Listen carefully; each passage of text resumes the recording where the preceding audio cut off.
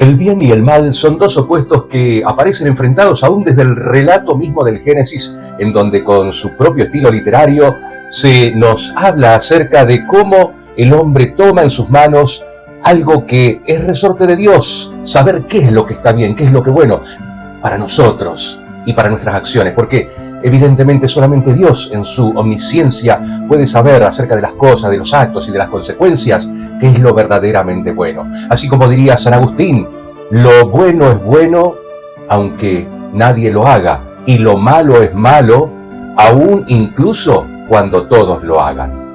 Y esta enseñanza se ve claramente reflejada en el capítulo 6 del Evangelio de San Lucas, allí donde están las bienaventuranzas, este texto tan conocido, en donde se pone enfrentados a unos y a otros el bien y el mal, o las consecuencias del bien y del mal, porque a veces uno puede pensar que está haciendo un bien y en realidad hace un mal, o no importar el mal que se esté haciendo, o no importar que otro esté haciendo el bien y entorpecerlo. En fin, allí está entonces aquel relato en el cual se nos señala: felices los pobres, felices los que lloran, felices o bienaventurados. Macarios es la expresión griega para este bienaventurados, bendecidos por Dios, puestos en la mirada de Dios, aquellos perseguidos, los que tienen hambre.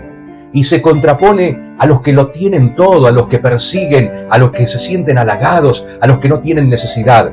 Porque aquellos que no tienen necesidad o que piensan no tenerla, a nada recurren a Dios, para nada.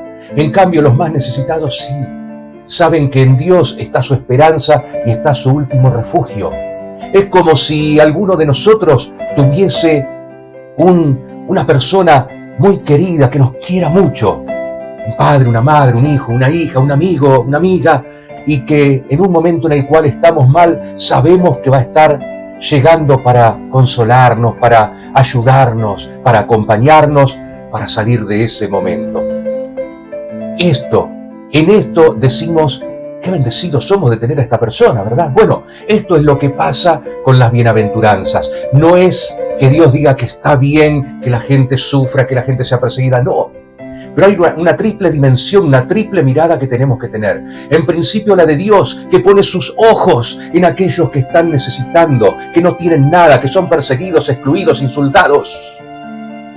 Allí está Dios muy cerca de ellos, porque no tienen nada, solo lo tienen a Dios. Esa es la primera dimensión, la cercanía de Dios con ellos. En cambio, el que todo lo tiene parece olvidarse de Dios, parece no importarle nada el resto. La segunda dimensión es la del reino de Dios, la de la vida eterna, porque por más cosas que nos acontezcan aquí, en este tiempo, sabemos que más allá de esta vida tenemos esa gran promesa abierta por Jesús al resucitar, ese camino, esa puerta abierta, camino al Padre, a la resurrección. Y sabemos que allí entonces ya no habrá lágrimas, no habrá necesidad, no habrá insatisfacción, no habrá persecución. Por eso la bendición está allí, en saber esto, en sabernos que estamos muy cerca de Dios, que Dios está muy cerca nuestro y que estamos en un camino a un lugar donde nada de eso malo tenga lugar. Y la tercera dimensión que nos ocupa y mucho es tener en cuenta las enseñanzas de Dios y saber que en aquellas situaciones donde se da esta enorme disparidad entre el bien y el mal, en donde hay gente que sufre mucho y otros que no tienen nada aparentemente por qué temer en esta vida, en este mundo, es como cuando las cifras nos muestran que el 5% de las personas acumulan el 95% de las riquezas del mundo, mientras muchísimos, millones, sufren hambre, necesidades, falta de empleo, desnutrición, sufren guerras, motivadas por más acumulaciones, por más vanagloria, por un montón de cosas que son malas, aunque todos la busquen. Así que entonces, ahí está nuestro rol también, en esa mirada al prójimo para poder ser esos brazos de Dios, ser esa bienaventuranza que llegue a aquel que lo necesita, a aquel que está triste, que está sufriendo alguna enfermedad, que tiene alguna necesidad, aquel que es pobre, que no tiene nada más que su esperanza en Dios, aquel que es perseguido, excluido, de la vida social, de la vida comunitaria, del mundo del trabajo. A aquellos tenemos que acercarnos y llevar esa bendición de Dios. Cada uno sabrá cómo, de qué forma, de qué manera. En forma material, en forma emocional, de acompañamiento, en forma comunitaria, en forma social. Tenemos algo que hacer para que esta bienaventuranza se cumpla. Porque Jesús siempre deja que hagamos algo.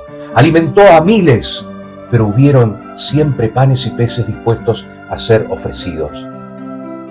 Hizo curaciones, hizo un montón de milagros, pero siempre la fe de la gente, siempre algo se pudo aportar.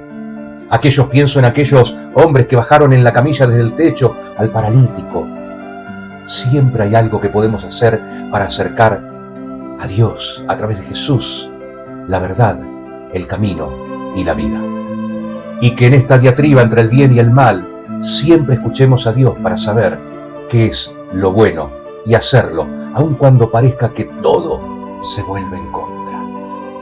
Que Dios nos bendiga a lo largo de esta semana.